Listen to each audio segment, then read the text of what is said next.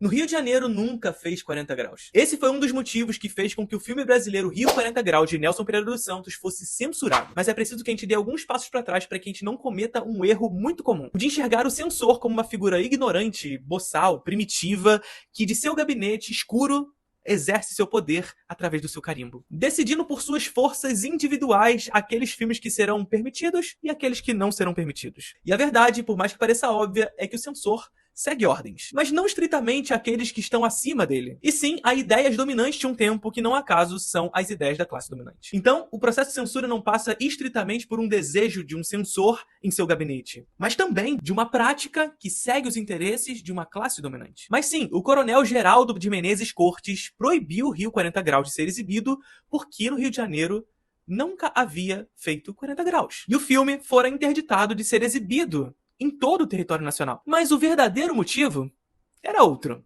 A partir da denúncia de um amigo, o coronel havia tomado a decisão antes mesmo de assistir ao filme. Tratava-se de uma obra que, segundo ele, era realizada por elementos comunistas, com dinheiro claramente enviado de Moscou. A partir disso, uma exibição de Rio 40 Graus foi organizada junto do coronel e Nelson Pereira dos Santos. Ao final da sessão, para surpresa de ninguém, o coronel esbravejou que era pior do que ele imaginava. Segundo ele, o filme tinha uma técnica perfeita, parecida com 2 outros filmes tchecoslovacos que ele havia censurado anteriormente. E como, ao que parece, o coronel nunca tinha visto um filme brasileiro antes, a técnica perfeita só poderia ser proveniente dos comunistas. A técnica perfeita é coisa de comunista.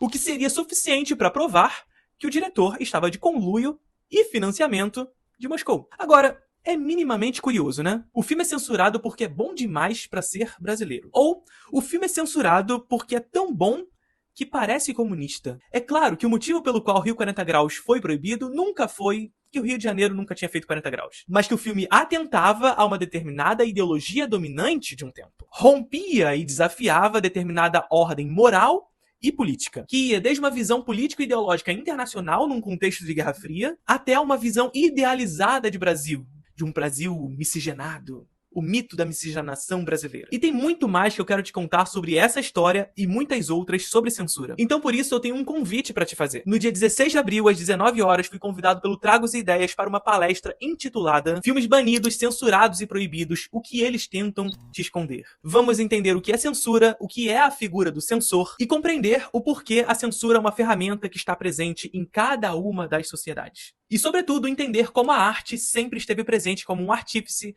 de desafio da ordem moral e política de um tempo. E usando meu cupom que está aqui na tela, você garante 20% de desconto no evento. Então entra no perfil do Tragos e Ideias, adquira seu ingresso e espero você lá.